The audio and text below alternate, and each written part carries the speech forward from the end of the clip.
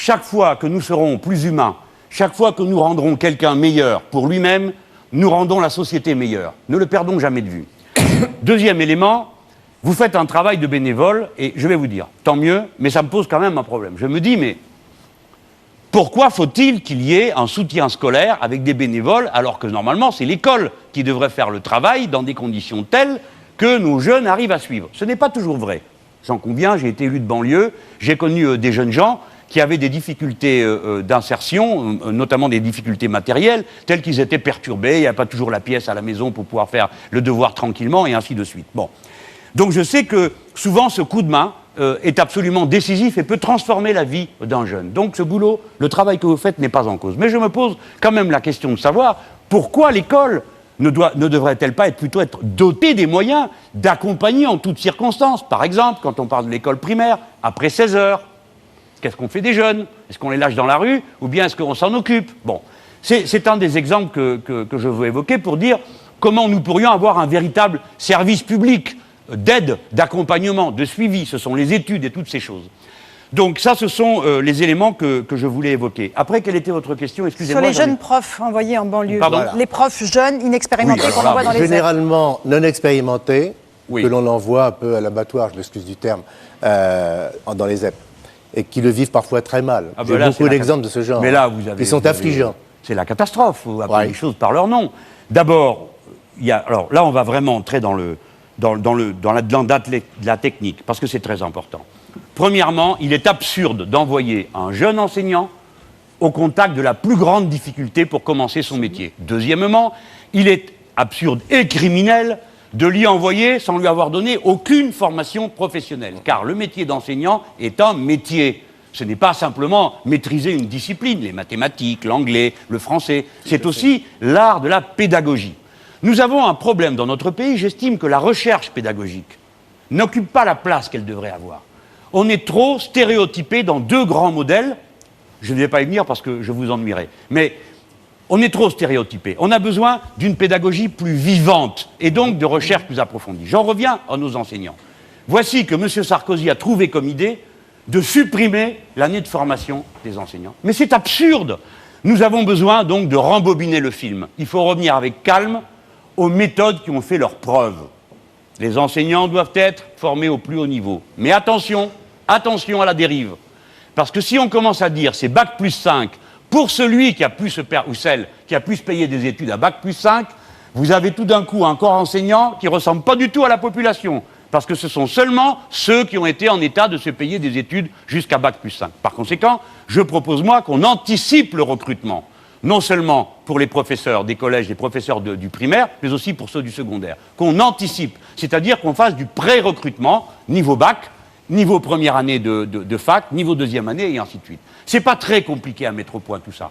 Et autrefois ça existait, il y avait les écoles normales départementales. Pour ceux de ma génération, on a tous connu ça, le copain, la copine qui a 16 ans, réussissait le concours et c'était la gloire dans la famille parce qu'il y avait une paye qui arrivait et en plus on avait un bon métier pour la vie. Et ils nous ont rendu de grands services, donc on a quand même eu de bons instituteurs et de bons professeurs de cette manière. Donc, engager les pré-recrutements. Et ensuite, évidemment, il doit y avoir le temps nécessaire à la formation professionnelle, apprendre le métier de pédagogue. Et par pitié, pour ceux qui nous écoutent, qu'au moins ma soirée ait servi à quelque chose, arrêtez de jeter des pierres à l'éducation nationale. On a chargé la barque de l'éducation nationale, on lui a posé des défis, il fallait qu'elle règle tout. La violence dans la société, les inégalités, le ceci, le cela, on leur a tout mis sur le dos. Et eux, en leur retirant des moyens. Et évidemment, maintenant, ils finissent par tomber à genoux. Et vous savez ce qui nous arrive? C'est la catastrophe. C'est que nous avons de moins en moins de monde qui a envie d'être enseignant. Et que nous avons des concours où nous n'avons pas, des fois, 2 candidats pour un poste. Il y a beaucoup de questions sur Internet pour le recrutement. aussi, M. Mélenchon. Une question. Vos 30 années passées au PS ne risquent-elles pas de vous nuire au premier tour? Un internaute qui vous pose cette question. Je vais passer 30 ans comme militant socialiste. J'essaye d'être fidèle à mon idéal socialiste. Je suis aussi socialiste que je l'étais pendant ces 30 années, mais je reconnais que j'appartiens à un socialisme révolutionnaire qui n'est pas aujourd'hui à l'ordre du jour au Parti socialiste français, qui lui est devenu un parti un peu plan-plan, social-libéral, voilà. Et puis vous avez le front de gauche, vous avez des socialistes, des communistes, des trotskistes, et toutes les variétés de gauche, des gens qui n'ont aucun iste, sinon qu'ils sont de gauche, qu'ils ont le cœur gros comme ça, et qu'ils ont envie de se rendre utile à leur pays. Est-ce que vous êtes pour la prise en compte du vote blanc? le vote blanc? Est-ce que vous êtes pour la prise en compte des votes blancs? Ça serait assez normal, non? Après tout, j'estime que celui qui se déplace jusqu'à l'urne, ou celle qui se déplace jusqu'à l'urne et n'arrive à opiner, il met un bulletin blanc, il s'exprime comme un citoyen, il dit « je ne suis pas satisfait de ce que vous me proposez », il serait normal qu'il soit pris en compte. Maintenant, moi, par tempérament, je me dis qu'il faut choisir, quoi. On vous demande de le faire. Vous êtes citoyen, il ne faut pas non plus avoir des idées d'une pureté telle qu'on n'est jamais content de rien, rien ne convient, rien ne va. On fait avec ce qu'il y a. Et vous avez Mélenchon, par exemple. Et on est très contents. Et les journalistes sont encore plus contents, ils sont là, ils ont des questions à vous poser, François Bachy. Alors ce soir, Jean-Luc Mélenchon, on l'a vu, vous ne vous êtes pas privé d'attaquer encore à de nombreuses reprises Marine Le Pen. Est-ce que ce faisant, vous ne lui rendez pas une forme d'hommage, puisque vous en faites votre principal rival auprès de l'électorat populaire? Vous avez l'esprit assez étrangement construit, car si quand on attaque quelqu'un, en général, c'est pas pour lui rendre hommage, c'est parce qu'on n'est pas d'accord avec. Moi, en tout cas, je suis un homme simple. J'attaque Madame Le Pen, l'extrême droite, parce que toute ma tradition politique, philosophique et républicaine m'oppose à eux. Et parce qu'elle vous prend des électeurs? Mais oubliez ça un instant, elle ne me prend rien du tout. En période électorale, ça rien du tout. Elle ne me prend rien du tout. Mais je vais aller au fond d'abord de votre question. Et j'ai observé qu'il y avait un état de sidération dans notre pays. Madame Le Pen apparaissait, et la voilà repeinte en féministe, personne ne se souciant de savoir ce qu'elle racontait au juste sur l'avortement, et vous avez entendu tout à l'heure ces explications confuses et embrouillées, où elle opposait la distribution et le remboursement des cachets d'aspirine avec l'avortement, ce qui, pour les femmes qui entendent ça, est quand même quelque chose d'assez énorme. Et elle a été repeinte en laïque, alors qu'elle était simplement anti-musulmane. Or, la laïcité, c'est pas l'hostilité à l'islam. Et elle est extrêmement dangereuse. Et peut-être que vous tous, vous ne l'avez pas assez vue. Et jusque dans ses provocations, quand elle a commencé à mettre en cause cette histoire de viande halal, qui est grotesque, grotesque. Voilà, un pays avancé, développé, en train de discuter de quoi? Des méthodes d'abattage dans les abattoirs. Je reconnais que c'est tout à fait important. Et elle n'est pas la seule à en parler. Oui, mais elle a mis le doigt dans quelque chose, elle a bien roulé tout le monde. Parce que le communautarisme, la détestation d'autrui, ça commence toujours par des aspects physiques. On commence par trouver la couleur bizarre, et puis les habitudes alimentaires bizarres. Quand vous l'écoutez, on croirait que quand on mange de la viande halal, on tombe malade, ou on attrape de l'islam par le manger. Et en même temps, elle a réussi un coup double, parce qu'elle a réussi à faire poser question, d'une manière générale, sur l'abattage de cette manière. Donc passe aussi l'abattage cachère. Et nous voilà maintenant, en 2 temps 3 mouvements, elle a réussi à mettre sur la table, comme ennemi public, des gens qui posent problème. Premièrement, les musulmans, deuxièmement, les juifs. Et on va laisser ça continuer combien de temps? On va être là tous derrière elle à discuter des bêtises qu'elle invente, et puis on va dire ça pose un problème, et ceci et cela, et patati et patala. On oubliera de dire que jusqu'à 1960, tout le bétail était abattu comme ça, parce qu'on n'avait pas d'autre méthode. Et que Madame Le Pen, je vais faire une mauvaise plaisanterie, mais vraiment elle me brûle la bouche depuis un moment.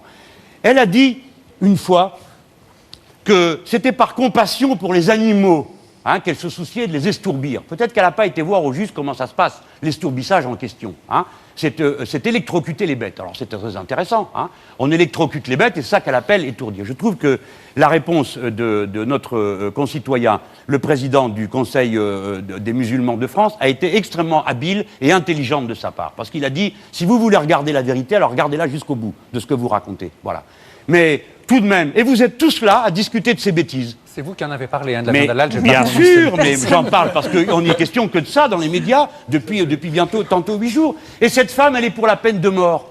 Donc ça ne lui pose aucun problème d'envoyer à l'échafaud un être humain, mais ça lui pose un problème inouï, la souffrance des bêtes que l'on égorge. Ce sont des histoires. Elle a fait ça pour provoquer la discorde entre les Français, la haine entre les uns et les autres. Voilà tout ce qu'elle est bonne à faire. Donc il faut la combattre d'arrache-pied. Quant aux électeurs, je vais vous dire une chose. Elle ne nous a appris peut-être que 1 ou 2 esprits faibles par-ci par-là. Pourquoi? Qu'est-ce qui s'est passé? Ça va tenir en peu de mots. Il y a toujours eu 30% des ouvriers qui ont voté à droite, et ils ont bien le droit de voter à droite s'ils ont envie. C'est pas la guerre civile dans ce pays. D'accord? Et à notre sommet de gloire, 70% votaient programme commun et avec nous. Voilà.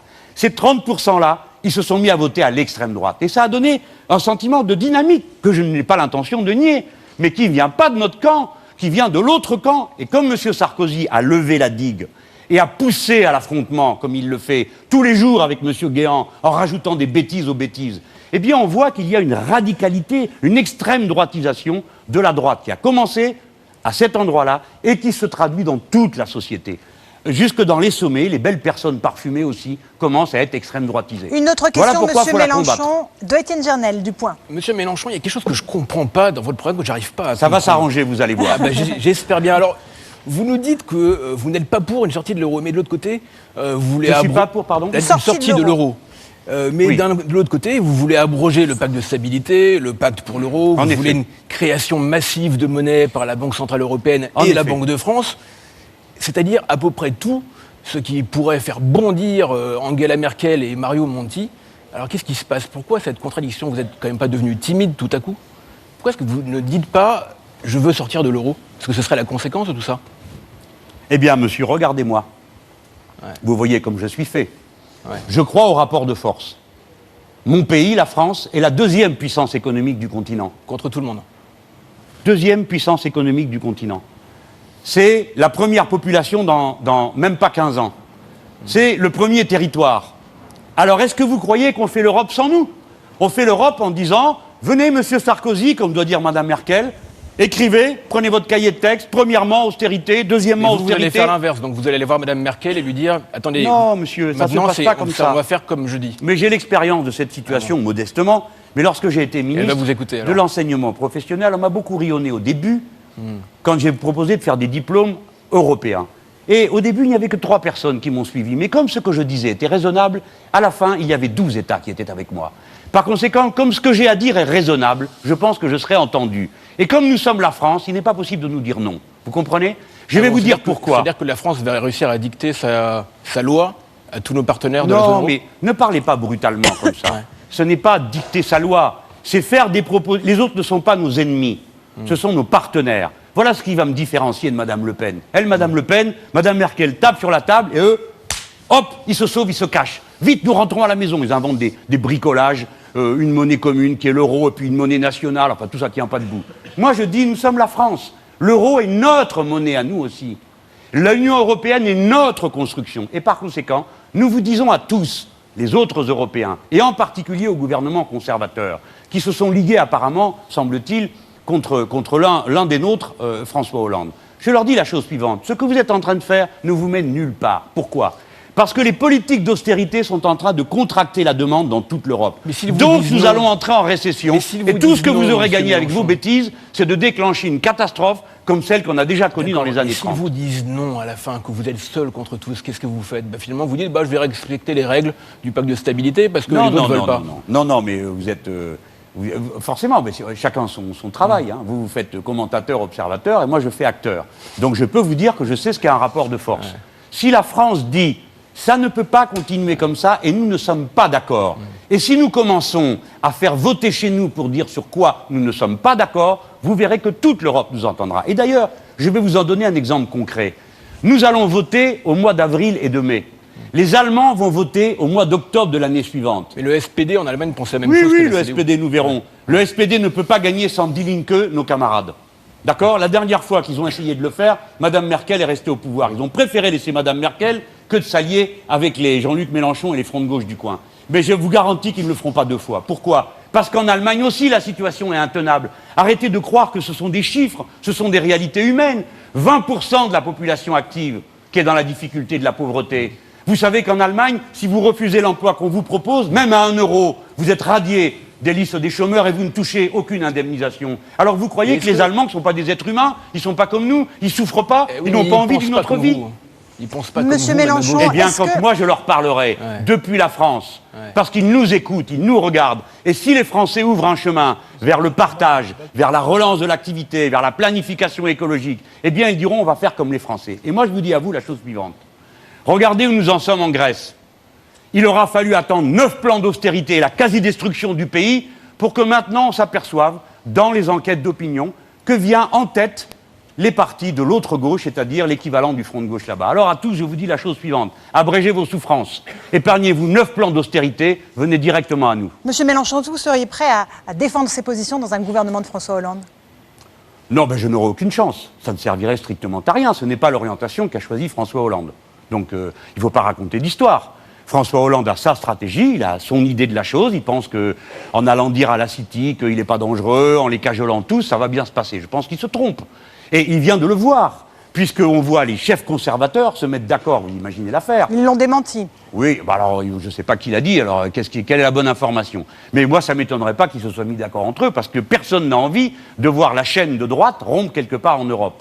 Et nous, le Front de gauche, qui avons une vision qui est assez radicale, j'en conviens, qui est un changement d'institution, on passera à la 6ème République, un changement du partage de la richesse, nous avons d'abord besoin de faire perdre M. Sarkozy. Nous avons besoin de faire perdre la droite et de battre sévèrement aussi l'extrême droite. Et voilà pourquoi, pardon, je finis, oui. François Hollande se trompe s'il croit qu'en étant mignon, en étant gentil, en cajolant tout le monde, il va se faire comprendre. Dans les rapports entre les nations, ce qui s'entend, c'est ce qui est fort. La France est forte à condition de se faire entendre fermement. Il ne faut pas commencer, à peine avoir commencé à dire « je fais la guerre à la finance » et 30 secondes après dire « oui, enfin, pas tous les jours ». Attendez, juste avant la dernière question économique, vous dites François Hollande se trompe sur l'Europe et en même temps, on comprend que vous allez le soutenir au 2e tour parce que vous voulez faire battre Nicolas Sarkozy et Marine Le Pen. Donc, où est la logique alors que vous avez précisément quitté le Parti Socialiste sur la question européenne? Vous n'avez pas compris la question, parce que vous avez la question et la réponse, donc je ne comprends pas ce que vous me dites. Justement, je voudrais votre réponse. Vous voudriez me faire dire des choses, vous n'êtes pas la première, Madame Fresso, je ne vous en veux pas, que je ne veux pas dire et je ne sais plus, je crois que je dois être malhabile, je ne me fais pas bien comprendre. J'ai déjà dit sur tous les tons, le Front de gauche est un rassemblement d'organisations, le Parti communiste français, le Parti de gauche, la gauche unitaire et d'autres, et des gens qui n'ont aucune appartenance partidaire. Nous sommes une force nouvelle. Et nous sommes une force, on nous donne plutôt ascendant en ce moment. Nous sommes une force indépendante et autonome. Nous ne demandons rien à personne. La seule chose que nous demandons, c'est à nous rendre utiles. Donc nous voulons faire battre la droite, parce que ça me paraît quand même clair. De là à vous dire que mon attitude va consister à supposer que ce ne soit pas moi qui soit en tête, car moi je pense que l'histoire n'est pas linéaire et que nous sommes dans un grand remuement. Mais enfin, j'admets votre hypothèse, puisque pour vous, la vie est simple, le 1er tour est déjà fini, on est déjà au 2e tour, et peut-être même au 3e, puisqu'on me demande aussi si je veux aller au gouvernement. Donc on est déjà au 3e tour. Moi, je ne crois pas que la vie soit aussi simple. Mais j'admets votre hypothèse, juste pour la regarder. Mettez-vous à ma place un instant et à celle du Front de gauche. Quel est notre but à nous? C'est pas d'avoir des places, des strapontins, des je sais pas quoi. Nous sommes au service d'une idée plus grande que nous, qui est celle de la révolution citoyenne. Nous voulons changer les institutions, le partage des richesses. Tout ça, tant mieux si le calendrier correspond à celui de l'élection présidentielle. Mais sinon, la lutte continue. Pour quelle raison voudriez-vous que j'aille me coller dans un gouvernement Hollande-Réou pour venir 3 ou 4 jours après expliquer, écoutez, la retraite, je vous ai expliqué pendant 6 mois qu'on pouvait la donner à tout le monde, mais finalement, à changer d'avis, on la donnera à personne, et ainsi de suite. Non, je ne le ferai pas. Est-ce que pour autant, ça va me conduire à tirer dans le dos du reste de la gauche? Mais sûrement pas, car je dois atteindre un objectif, faire battre Nicolas Sarkozy. Si nous le faisons battre, alors nous aurons une dynamique qui viendra de notre côté, inéluctablement, parce que les gens ne feront pas la tâche à moitié et se diront « nous avons fait tout ça pour que notre vie change ». Si notre vie ne change pas, alors nous irons voir quelqu'un qui est capable, pour le coup, d'avoir la force de caractère et le programme politique qui permet de changer la vie. Voilà, madame, c'est très simple. Nous ferons perdre la droite et l'extrême droite. Je préférerais que ce soit moi qui le fasse, hein. Je préférerais que M. Hollande soit obligé, comme il a dit qu'il le ferait, de voter pour moi au 2e tour. Si je suis devant, il votera pour moi. Une question économique de François-Xavier Pietri. Alors, oui, votre programme est le plus dispendieux. Retour aux 35 heures, retraite à 60 ans, retour à la retraite à 60 ans, 1 million de logements en 5 ans, vous avez déjà tout faux dans la question. Etc. Oui, non, mais ça coûte quand même de l'argent. Ça, c'est vrai. La question est toute simple. On a évoqué tout à l'heure l'impôt des riches. La mesure de François Hollande, c'est 150 millions, 200 millions qui rentrent dans les caisses. C'est rien par rapport à tout ça. Où est-ce que vous trouvez l'argent pour financer tout ça?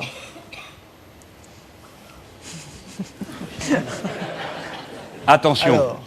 Mais je m'en amuse parce que, d'abord, la question n'est pas nouvelle.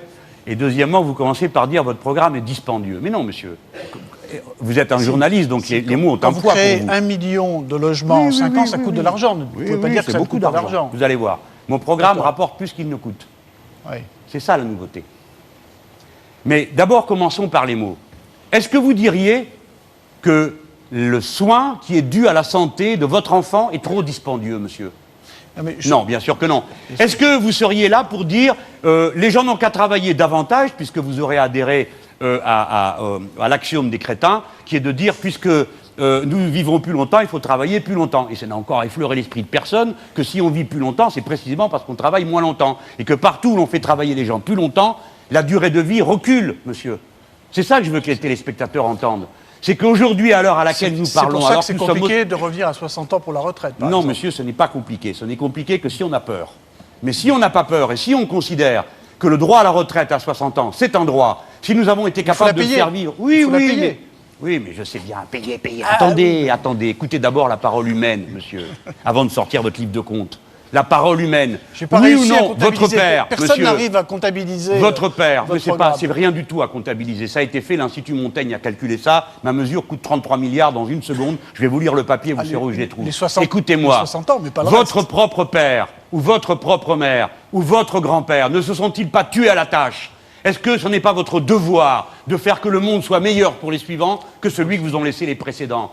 Comment oserez-vous regarder vos propres enfants et leur dire « Écoutez, nous, en 1980, on pouvait se payer la retraite à 60 ans. » Mais comment faites-vous pour assumer ce devoir? C'est la question que je vous pose. J'ai compris que tant que vous n'aurez pas un chiffre, au fond, vous savez, c'est comme la poule avec le gnos.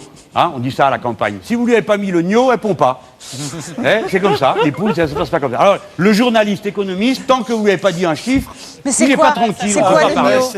Alors, pardon? Nous sommes des citadins, c'est quoi le gnos? Honnêtement, moi je l'ai appris à la campagne. Eh bien, c'est un faux œuf. D'accord. On le met dans le poulailler et la poule, je ne sais pas ce que ça lui fait, mais enfin bon, après elle pond. Voilà.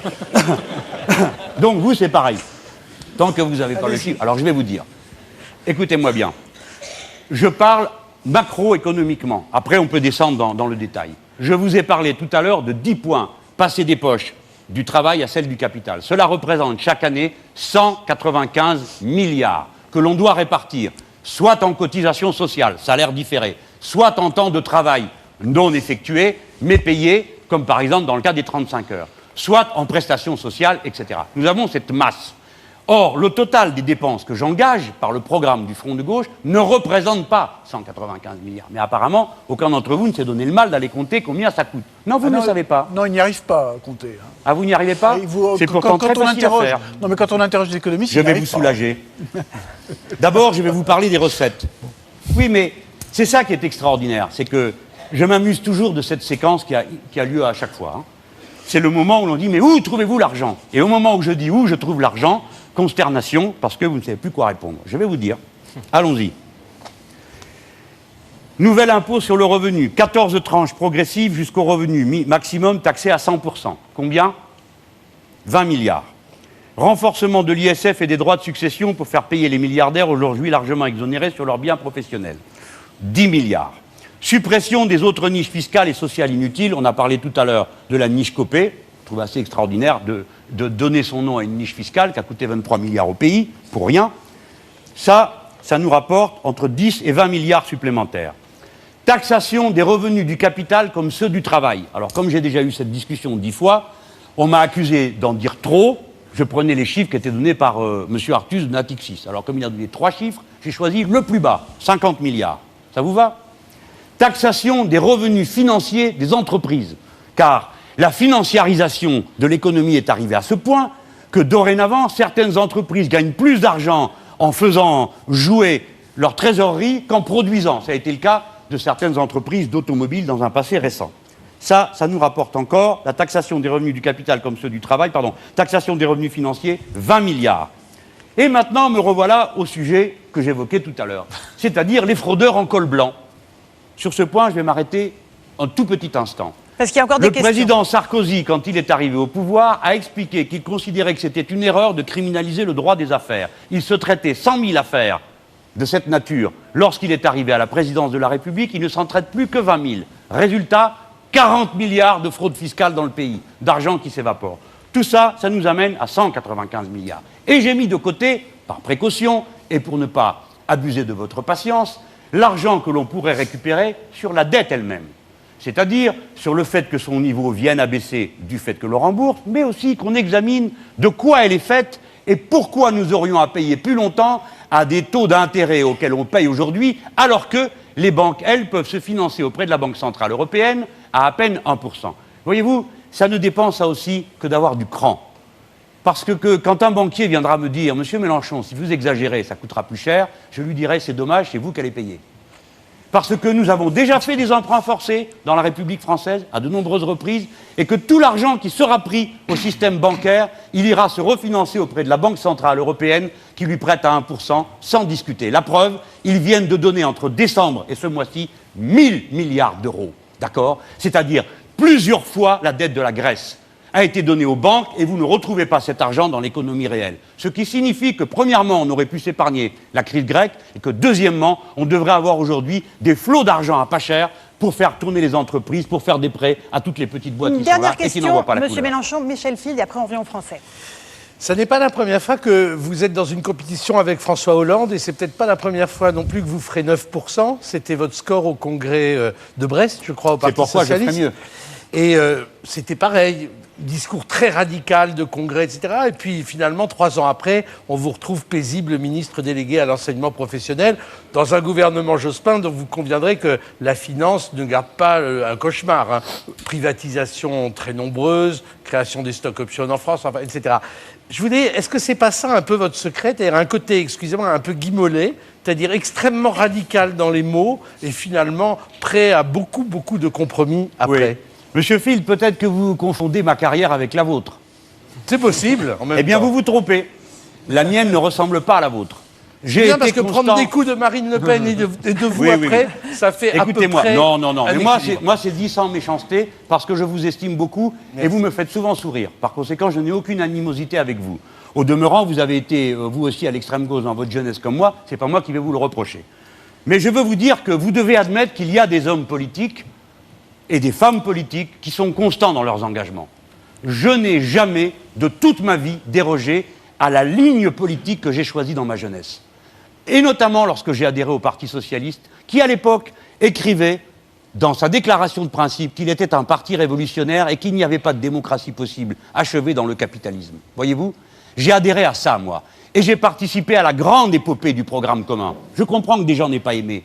Mais pour nous, c'était extraordinaire. Parce que ça a été la nationalisation de toutes les banques, du tiers de l'industrie française, la retraite à 60 ans, la 5e semaine de congés payés. Vous ne me ferez jamais cracher sur ce bilan. Deuxièmement, il y a un tournant de rigueur en 83 absolument pas assumé qui fait que la gauche en porte encore les séquelles. Écoutez, Monsieur Field, vous êtes un génie, donc vous savez ce qu'il fallait faire. Je suis un observateur et j'essaye d'être le plus impartial possible. Nous ne sommes que de pauvres êtres humains.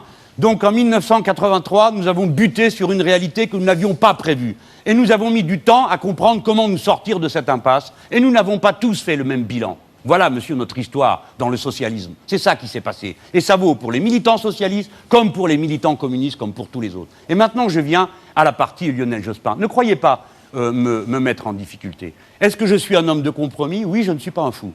Je sais, notamment quand on est membre du Parti Socialiste, qui était mon cas, c'était quand même normal que je fasse des compromis avec mes propres camarades. On me demande si je veux être ministre. Je refuse 2 fois, puis j'accepte la 3e. Une belle et noble tâche m'est confiée, l'enseignement professionnel dont je suis resté définitivement amoureux. Et je rentre au gouvernement Jospin. Le gouvernement Jospin a fait des erreurs, écoutez-moi bien. Celui qui vous parle est le leader du Front de gauche aujourd'hui. Il a fait des erreurs ? Oui. Il a commis des erreurs énormes ? Oui. Parce qu'il a cru notamment qu'en ouvrant le capital des entreprises, on ne faisait pas une privatisation. Mais j'en ai assez qu'on dise que c'est à ce moment-là que se sont faites les plus grandes privatisations. Ce n'est pas vrai, c'est M. Sarkozy qui les a faites. Et je vais vous dire autre chose, M. Field. S'il fallait recommencer les 35 heures sans perte de salaire, qui est un acquis du gouvernement de la gauche, je les recommencerai. S'il fallait recommencer la couverture maladie universelle, qui a été un acquis du gouvernement de gauche, je recommencerai. Et pareil pour l'allocation l'autonomie des personnes handicapées. Voilà, oui, je recommencerai tout ça. Parce que chaque fois que la gauche arrive au pouvoir, eh ben, il y a un mieux pour les braves gens. Il y a un mieux pour les gens qui n'ont que leur travail pour vivre. Et moi, je veux de nouveau renouer avec cette grande histoire. Sauf que la différence, c'est que j'ai l'intention de m'en occuper moi-même.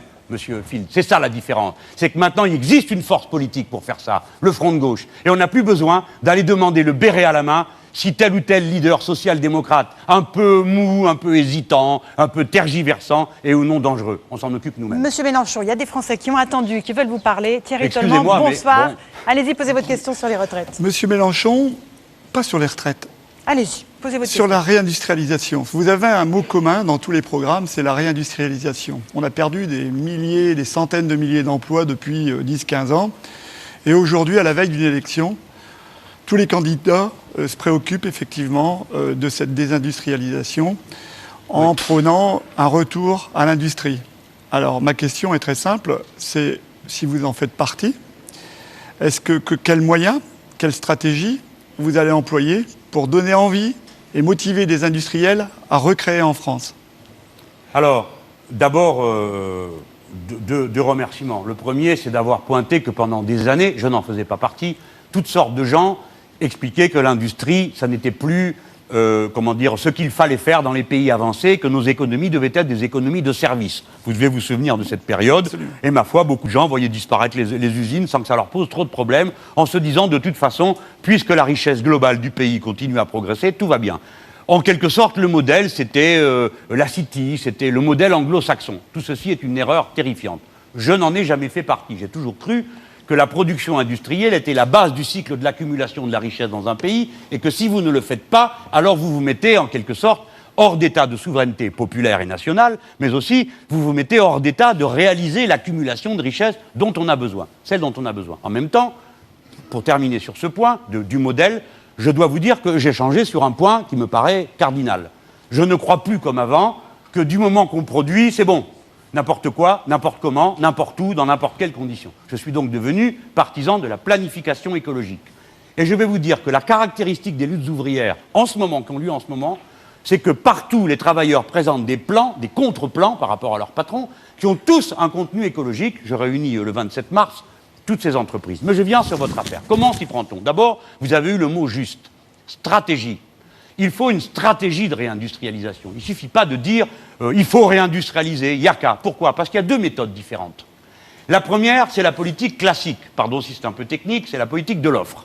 C'est celle du président Sarkozy et celle des sociolibéraux.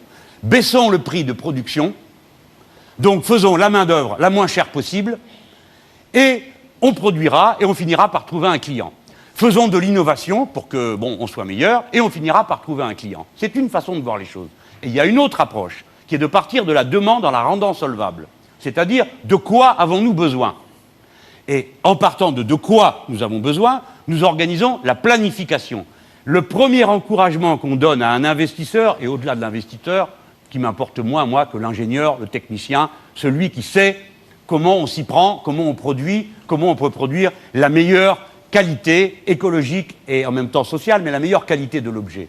Qu'est-ce qui est le plus important pour lui? C'est la visibilité, savoir où on va, ne pas être borné par le fait qu'un fonds de pension vous tombe dessus, investit dans votre entreprise et vous demande des comptes tous les 3 mois. Vous n'avez plus aucune possibilité d'avoir une stratégie à long terme. Donc, la réindustrialisation, ça commence par deux choses. Définanciariser l'économie, deuxièmement, planifier. Et après, monsieur, disons les choses comme elles sont. Il y a des mesures d'urgence à prendre. Moi, je ne suis pas d'accord pour qu'on fasse des plans sur la comète et qu'on laisse faire pendant ce temps-là.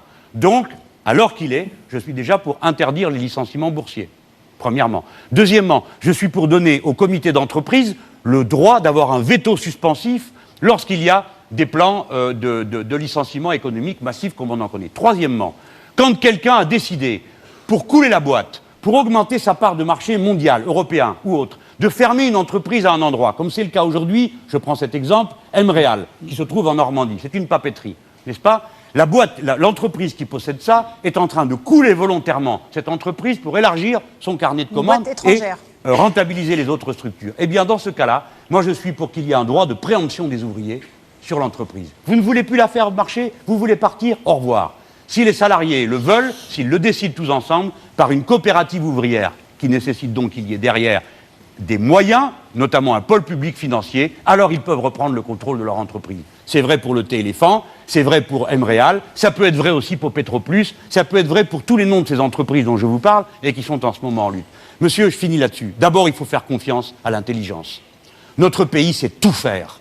Et si nous avons un bon système de formation, un bon niveau d'enseignement professionnel, et que nous élevons le niveau de qualification, il n'y a rien qui nous arrêtera. Nous savons tout faire, à condition qu'on ne donne pas tout le pouvoir aux financiers. Il faut le donner davantage aux travailleurs et aux techniciens. Une question importante. C'est Josiane qui est là, Josiane Vessey, qui veut vous parler de la dépendance. Un thème très important. Voilà, comment favoriser le maintien des personnes âgées à leur domicile parce que ceux qui touchent le minimum vieillesse ne pourront jamais se payer une maison de retraite et de pouvoir les garder chez eux, tant qu'ils ne sont pas malades. J'ai eu à connaître ça, je sais de quoi vous parlez, et c'est assez terrible, parce que là, il y a une génération qui est prise en étau. Ceux qui sont en train de partir à la retraite, ou qui partent à la retraite, ont des parents âgés, et ils doivent, c'est comme ça aujourd'hui, hein, ils doivent porter les parents âgés, souvent très âgés, et qui ont toutes sortes de dépendances, dont certaines sont hors de portée d'une... Je veux dire, on ne peut pas. Il faut être aidé. C'est pas possible, parce que sinon, on détruit tout le monde. La personne qui est âgée, dépendante, qui peut avoir toutes sortes de troubles, et puis la génération d'avant. Et là, cette génération-là, elle doit aussi porter sur son dos les plus jeunes, qui en ce moment n'ont pas de travail, n'ont pas d'appartement, n'ont pas de ceci, n'ont pas de cela. Donc bref, il faut tout porter sur son dos. Cette situation n'est pas tenable. Donc il faut qu'au debout, on trouve les solutions. Là, vous m'appelez sur la question de la dépendance. Donc déjà, commençons par une chose. C'est comment on la finance. Il ne faut pas tourner autour du pot. Mais là, il faut se poser des questions humaines, pas des questions comptables. Est-ce que ça vaut la peine ou pas? C'est la première question à se poser. Si on considère que non, c'est pas notre affaire, chacun se débrouille et fait ce qu'il veut. Ça s'appelle les assurances. Vous payez une assurance, si vous pouvez vous la payer. Et à ce moment-là, l'assurance viendra vous aider le moment venu. Moi, je ne crois pas à ce système, parce qu'il est inégalitaire, les uns meurent et les autres non. Les uns vivent mal leurs dernières années, et les autres peuvent la vivre pas forcément mieux, mais enfin, pris en charge. Je crois donc à la solidarité. Donc je vous dis que la solution à la dépendance des personnes âgées, c'est qu'il faut que nous tournions le dos au système assurantiel et que nous soyons dans le système solidaire. Donc il y aura des cotisations. Donc il y aura des cotisations, et qui seront évidemment en rapport avec ce qu'on gagne. Et il est normal que ceux qui gagnent le plus payent le plus, et ceux qui gagnent le moins payent le moins. Et ce qui est important, c'est la prise en charge. Et le deuxième élément, c'est évidemment, est-ce qu'il va exister, oui ou non, un service public de cet accompagnement? Parce qu'il faut aussi penser aux gens qui travaillent. C'est pas tout de dire on va faire la solidarité et puis il va y avoir des sous. Mais et ceux qui travaillent, qui vont faire le travail, qui portent une charge terrible de travail, comment ils sont payés? Quel est leur statut? Comment est-ce qu'ils peuvent avoir une progression de carrière? Comment est-ce qu'ils peuvent aussi ne pas être tout le temps sur la ligne de front, comme dans tous les métiers sociaux, et les métiers médico-sociaux encore plus? On ne peut pas passer sa vie entière au contact de la brûlure. Il faut de temps à autre avoir la possibilité de soi-même de respirer, d'avoir ou un temps de formation, ou un temps à passer à un autre secteur de travail, bref, même si c'est dans la même profession. Donc la question du service public, de l'accompagnement et de la dépendance est posée. Parce qu'aujourd'hui, c'est un grand bricolage. Structure associative, structure municipale, structure conseil général, et ainsi de suite. Il y a un pullulement des statuts et des situations, et ce n'est pas bon pour le problème que nous avons à traiter. Mais il faut bien dire aux gens la chose, hein. Voilà. Nous avons nos anciens, on s'en occupe, par conséquent, on cotise. Voilà. Merci beaucoup Jean-Luc Mélenchon d'avoir répondu. La parole, c'est l'humain d'abord. Aussi clairement aux Français qui sont sur ce plateau. Merci beaucoup. Merci. La semaine prochaine, c'est Nicolas Sarkozy qui sera à votre place pour le dernier numéro de Parole de Candidat. Merci à vous tous. Bonne soirée sur TF1. À bientôt. Bonne soirée.